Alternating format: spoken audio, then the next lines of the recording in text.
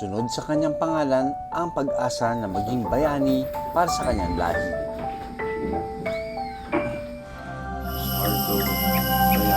Ngayon, ang Philippine Eagle na si Bayani, mukhang matikas at kung makatingin, matalas.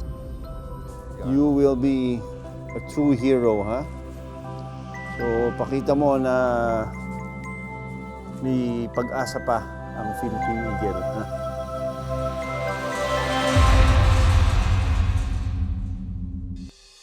Sa loob ng mahabang panahon, si Abad lang ang nakukunan ng malapitan. Hanggang sa dumating si Pingas. 8 years after, nabalitaan namin may isa palang dugong dit na mas mabait pa kay Aban, mas nagpapalapit pa kahit sa mababaw ng pati na tubig. At siya ngayon yung pupuntahan namin.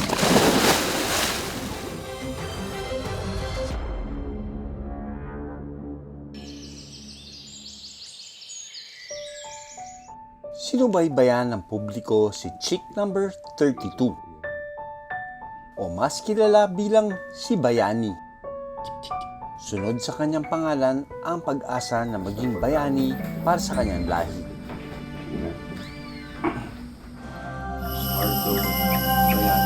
Ngayon, ang Philippine Eagle na si Bayani, mukhang matikas at kung makatingin, matalas. Pero ang agilang ito, baby pa. Yung tunog niya, yung huni niya, is still a chick. Yes, he's still a chick.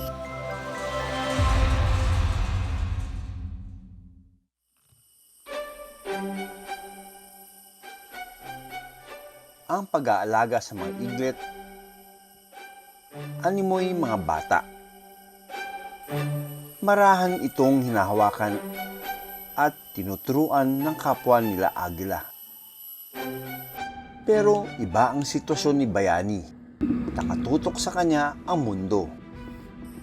Sa loob ng 13 taon, siya ang ikasampung matagumpay na ipinanganak sa tulong ng Cooperative Artificial Insemination ng Philippine Eagle Foundation. Siya yung ating pang 32nd na captive bred Philippine Eagle produced through artificial breeding. Yung parents naman niya, yung male parent na tinatawag natin na semen-donor, si Sinag, is also a captive bred bird. Yung nanay naman niya si Dakila from natural breeding pair natin. Kahit maliit pa, tagumpay na maituturing ang kanyang pagkabuhay. Yung pag-produce natin kay Bayani, medyo critical siya in a sense na based dun sa experience namin from Riley, masilan yung pagangalaga ng mga ating iglets kasi sensitive sila. Lalo na't mababa ang birth rate ng Philippine Eagle. Ang kada pares nito, nangingitlog lang ng isa kada taon kung nasa wild. At isa hanggang 2 naman ang mga captive eagle. Sa mga kuha mula sa CCTV, maamo itong tumitingin sa kamera.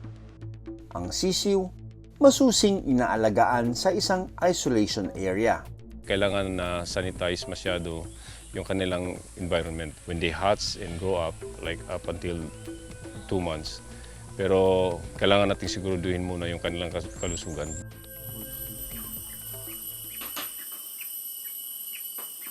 Ang 5 buwan na si Bayani, ready to go to school. Kahit ma-imprinted ito o mas sanay kasama ang tao, agila pa rin ang kanyang unang guro. Sa mentoring cage ni Bayani, makakasama niya si Marikit. So si Marikit naman, isang ibon na galing Zamboanga. Siya po ay nabaril. So kaya nirescue natin siya doon. Hindi siya aggressive bird eh. So madali siyang mag-accept ng eaglet. Part of the screening, nandun yung acceptance. Hindi aggressive, hindi territorial. So yan yung gusto nating ipakita. Mistulang nanay at guro si Marikit sa munti nilang paaralan. Sa loob ng 5 buwan hanggang 1 taon, siya ang gagayahin ni Bayani kung paano maging isang agila. Ang unang lesson ni Bayani, palakasin ang kanyang eagle instinct. Sinaside by side natin sila ini-introduce natin siya ng kahit sinong agila. Tsaka tinitrain natin sila na magkain sila side by side. Yung iba kasi, pag may pagkain, yun yung isang source ng aggression. Aba, mukhang fast learner itong si Bayani ah. Unti-unti na raw nitong natutunan ang pagiging territorial at pagkilala ng pagkain. Ang isa sa pinaka-importante doon ay yung self-recognition or self-identity. Kasi ang gusto nating mangyari doon, alam ng ibon kung anong klaseng species siya. By the time na i-release natin siya sa wild, alam niya, when they get mature, alam niya kung sino yung pares ang gusto niyang dapat makasama. Kaya si Bayani, accelerated. At kailangan niyang ilipat sa mas malaking espasyo para matuto. Para akong proud daddy kay Bayani dahil sa pambihirang pagkakataon, masasamahan ko siya sa kanyang moving up. You are such a handsome bird or beautiful bird. Hindi pa natin alam kasi yung gender niya. Pero ang laki niya, oh. Relax na relax siya sa kanyang nest. Ililipat namin sa bagong imprinting cage si Bayani. Pero dahil sensitibo ang mga agila, gabi ang tamang oras para gawin ito. Mula sa kanyang mentoring cage, kailangan naming balutin si Bayani ng tela na parang baby. At takpan ang mga mata nito para mabawasan ang kanyang stress. Ang kanilang paningin, kayang-kayang makakita ng 8 beses sa kakayahan ng mga tao. Oh, nice to meet you, Bayani. Bata pa lang, oh, pero naku, huwag kang magkakamali dyan. Matindi na yan. Okay. Wow, with the hoodie. It's okay, it's okay. Sinuri muna namin si Bayani para masigurong maayos ang kanyang kalagayan bago ilipat ng kulungan. So, yung kanyang body condition.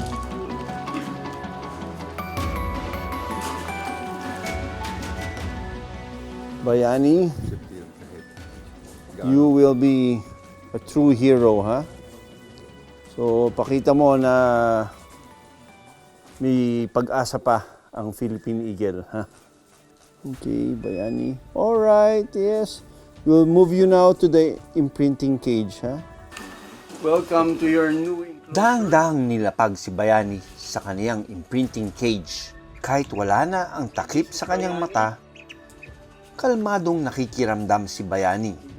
face to face with Bayani, ha? Tinitingnan niya kung sino ako. First time niya nakita yung sinong taong to, eh.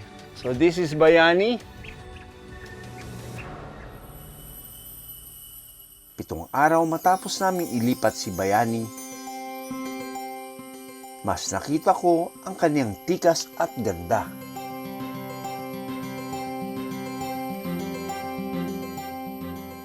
Kitang-kita ang malambot nitong balahibo at maamong mukha. Pero tila sinuswerte kami. Dahil sa unang pagkakataon, nasaksihan namin ang inaabang unang mahabang paglipad ni Bayani. Sa kanyang imprinting cage, nakalipad ito ng nasa 20 feet. Go, go, go, Bayani! Since 7th day niya na nandito, first time niya lang lumipad from this branch to that branch. Kumbaga sa wild, yun yung inaabangan lahat ng mga birders. Look at this, ano? Yung leg niya, yung right leg niya, naka-rest na ganyan. And sabi sa akin ni Sir Dom, very relaxed daw si Bayani in spite of us documenting him.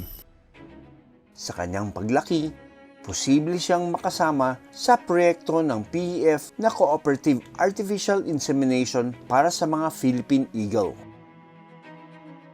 Ang milestone na ito ni Bayani, patunay na kahit abutin ng ilang dekada ang pag-aaral sa kanila, posibleng magkaroon ng pag-asa.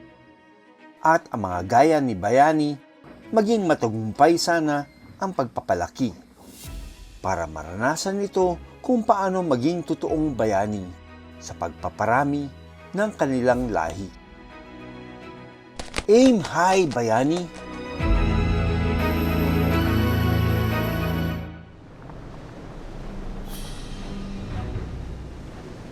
Sa dagat ng Kalawit,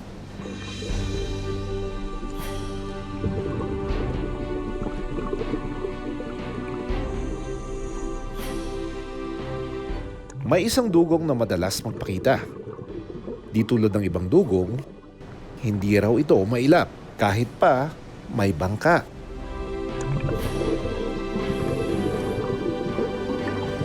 Siya si Pingas, ang dambuhalang dugong o sikaw na may pingas o tapya sa kanyang buntot. Ang dugong unbothered o di maabala sa kanyang pagkain. Lalo na kapag nilalantakan nito ang paborito niyang seagrass.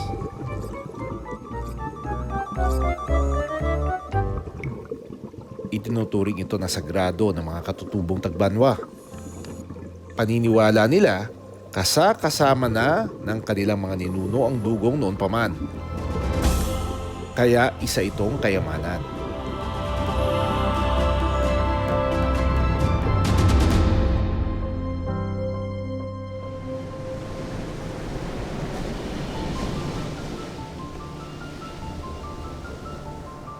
Namita namin si Aban, isang napakaamong dugong, no? Kakaiba siya sa mga dugong na nakikita natin sa Pilipinas. Kasi nagpapalapit siya. And then, during that time, nagwo-wonder kami kung in the future, meron pa bang magiging isa pang Aban. Because Aban has already changed yung community, no? Nakapagdagdag ng kabuhayan, increase ng tourism, yung trabaho dito sa lugar.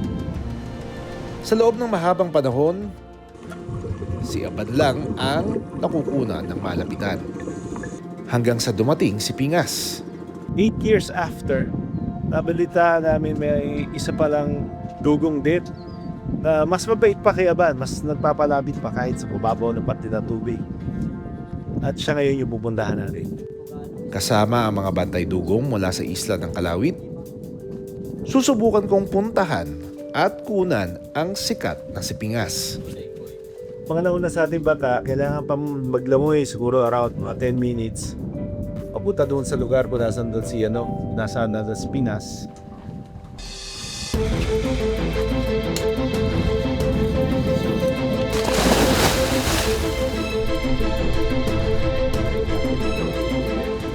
Sa ibabaw ng karagatan, tanaw na agad ang kanyang presensya.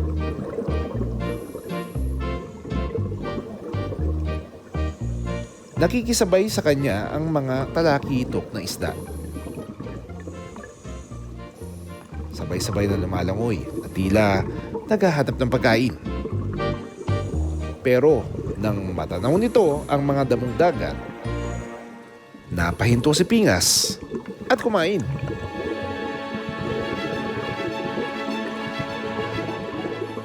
Gaya ng ibang mammals na nakatira sa dagat, mayroon itong baga.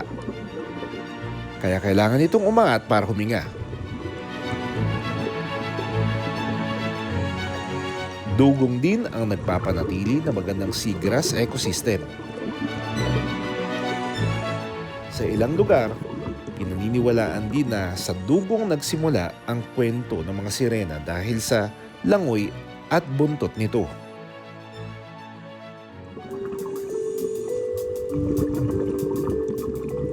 Sa isla ng Kalawit, kilalanin natin ang sikat na dugong na si Pingas.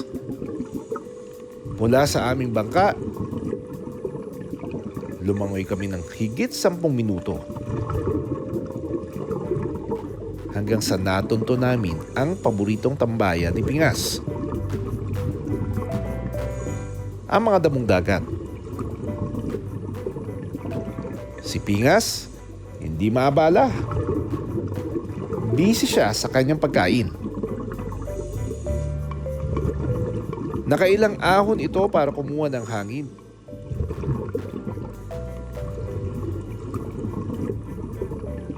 Pero bumabalik ito kaagad sa kanyang pagkain. Lalo na't aabot ng 40 kilo na seagrass ang kaya nitong ubusin sa loob ng isang araw. Habang kumakain, makikita ang maliit na pingas o tapyas sa kanyang buntot. Hinala ng mga bantay dugong, maaaring tumama ito sa propeller o bangka. Nang mabusog, naglinis si pingas. Kinaskas nito ang kanyang katawan sa batuhan. Kilalang magsasaka ng karagatan ng mga dugong dahil sa pagkain nito ng seagrass. Tila inaararo kasi nito ang ilalim ng dagat na mahalaga para muling tumubo ang mga damo. Sa Pilipinas, dugong ang kauna-unahang marine mammal na binigyan ng proteksyon noong 1991 sa ilalim ng batas. Pero nananatili pa rin itong nasa listahan ng critically endangered species sa bansa hanggang sa ngayon. Ayon sa Department of Environment and Natural Resources, ilan sa mga posibleng dahilan ang pagkasira ng tirahan at polusyon sa dagat. Tinatayang nasa 20 dugong ang naobserbahan ng mga bantay dugong sa Kalawit. Mayroon po kaming nakikita pa 1, 2, 3 ganyan po na mga dugong po dito sa isla ng Kalawit. Pero ngayon parang medyo umunti yung dugong natin dahil sa maraming namamatay din. Sa tulong ng Balik Kalawit Movement, naging bantay dagat ang grupo ng mga katutubong Tagbanwa. Pero nakikita nyo na sa kake. Opo. Panahon ni Aban na dito po siya.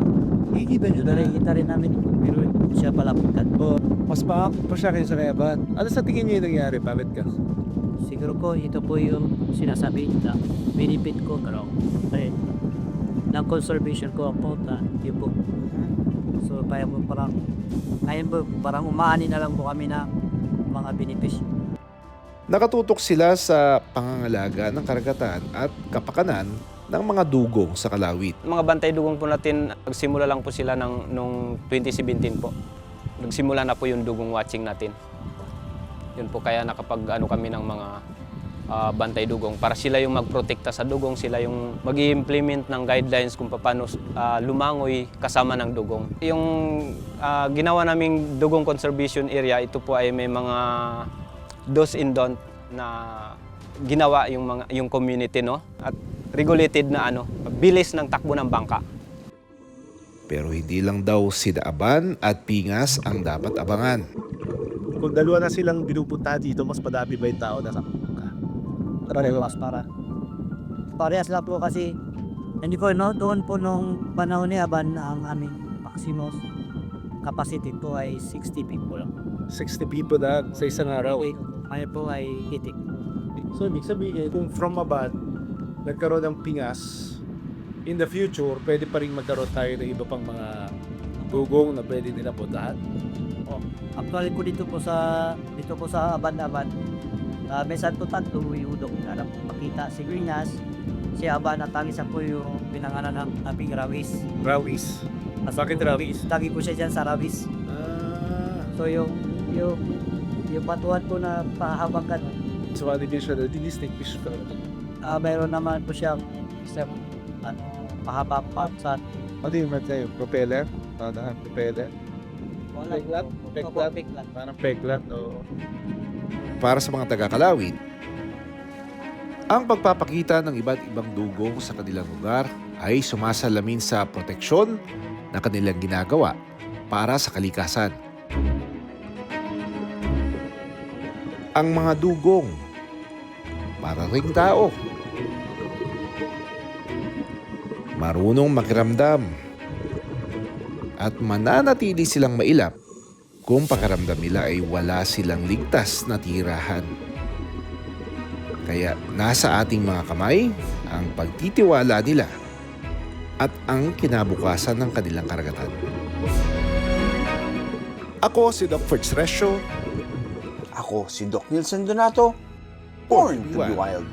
Maraming salamat sa panonood ng Born to be Wild. Para sa iba pang kwento tungkol sa ating kalikasan, mag-subscribe na sa GMA Public Affairs YouTube channel. Maraming salamat sa panonood ng Born to be Wild. Para sa iba pang kwento tungkol sa ating kalikasan, mag-subscribe na sa GMA Public Affairs YouTube channel.